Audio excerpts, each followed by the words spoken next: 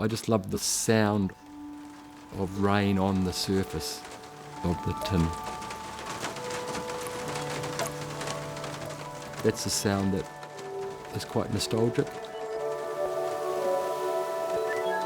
I think the Epsom art collection is so important because most of the works that you'll find here these days were actually designed for the sites that they're in. The buildings and the art had sort of grown together. The other thing is that it's a particular time, of course, in New Zealand art history, so that period from the 1970s onwards, when you see the kind of development of lots of themes to do with New Zealand identity and art, that's the sort of focus of when as it was then, the Auckland Teachers College was doing a lot of its buying.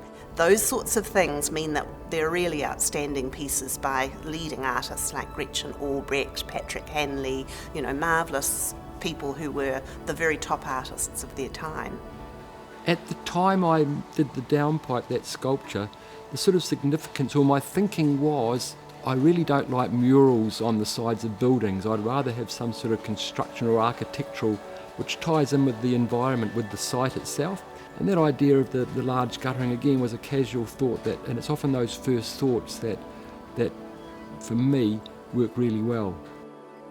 As far as the site was concerned, I like the idea of the work being located within an entranceway.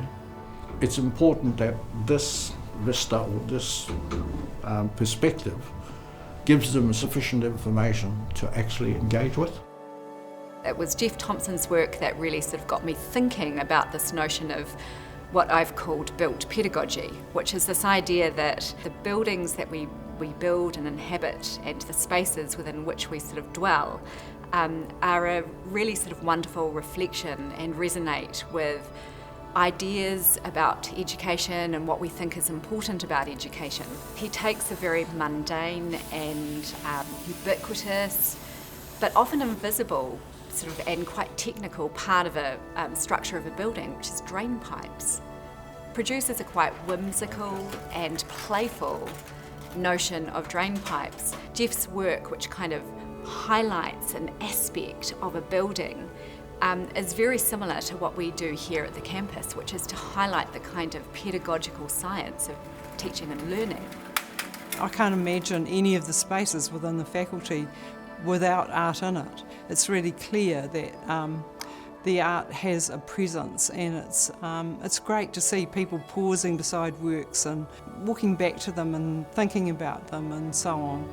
Here we are in a faculty of education with these beautiful whāriki tuku here, and they have their own story, and they stand up and they demand to be looked at.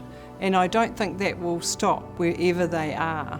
Because many of the artworks were made within the Faculty of Education or the former College of Education and have a history behind them of why they were selected, why they were exhibited, where they were exhibited. Some of that context will inevitably be lost through our move to City Campus.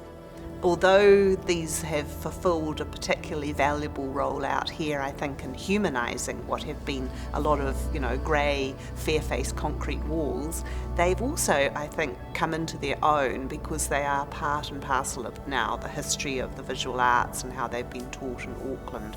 So when they go into the new spaces, of course they'll be in relationship and juxtaposed to different art forms, different architectural structures, but I think they'll continue to hold their own and speak to that history.